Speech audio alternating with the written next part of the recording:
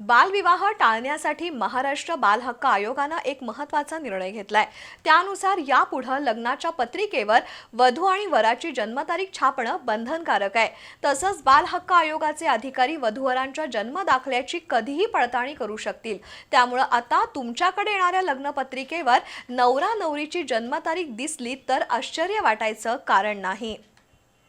बालविवाह ही केवळ सामाजिक समस्या नाही तर वधूवरांचं आरोग्य, त्यांच्यावरील अतिरेकी जबाबदारी या दृष्टीनेही बालविवाह योग्य नाहीत। कायद्यानं 18 वर्षाखालील मुलींचा आणि 21 वर्षाखालील मुलांच्या लग्नाला संमती नाही। महाराष्ट्रात बालविवाह प्रतिबंधक कायदे असले तरी अजूनही बालविवाह होतात हे कटू वास्तव आहे। अशावेळी महाराष्ट्र बाल हक्क आयोगाने एक नवा निर्णय जाहीर केलाय। त्यानुसार लग्नपत्रिकेवर वर आणि वधूची जन्मतारीख छापणं बंधनकारक करण्यात आलंय, जेणेकरून लग्नाच्या बोहल्यावर उभारलेल्या मुलाचं आणि मुलीचं वय पालकांनी जाहीर करावं।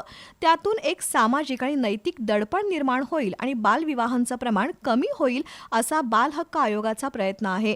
शिवाय लग्नपत्रिकेवर छापलेली जन्मतारीख आणि जन्म दाखल्यावरील तारीख यात विसंगती असेल तर बालविवाह लावून देणाऱ्या पालकांवरही गुन्हा नोंद होऊ शकतो।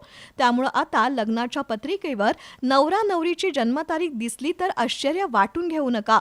उलट लग्नाच्या पत्रिकेवर वधूवरांची जन्मतारीख नसेल तर ते कायद्याचं उल्लंघन ठरणार आहे।